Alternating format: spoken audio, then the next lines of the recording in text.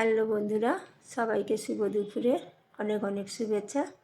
আজকে আমাদের জ্যান্ত কাতলা মাছ এনেছে, মাছের ঝোল করব। ভালো করে ধুয়ে পরিষ্কার করে নিয়েছি। এখন লবণ হলুদ মাখিয়ে নেব।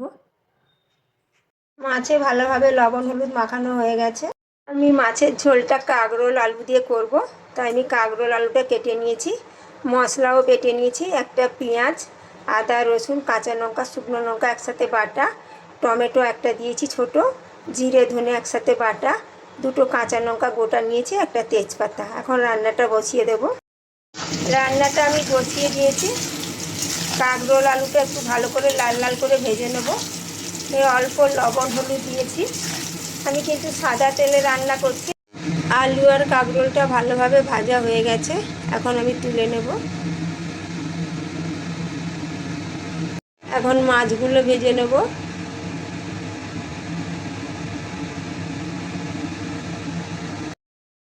মাছগুলো লাল লাল করে ভেজে নিয়েছি, এখন তুলে নেব।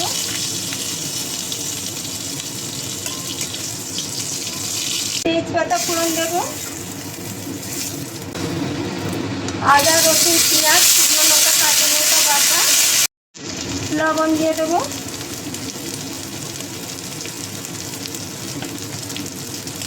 হলুদ দেব,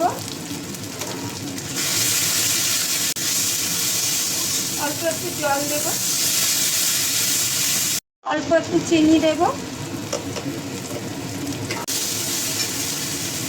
টমেটো দিয়ে ধনে বাটা দিয়ে দেবো,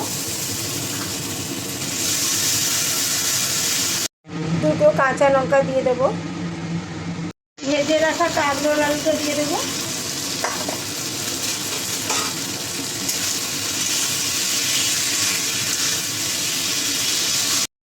ভালোভাবে কষানো হয়ে গেছে, জল দিয়ে দেবো।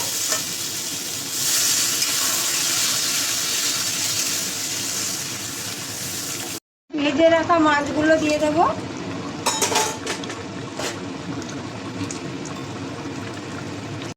রান্নাটা হয়ে গেছে।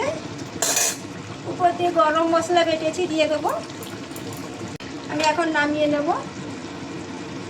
এই দেখুন বন্ধুরা, রান্নাটা আমার কমপ্লিট হয়ে গেছে।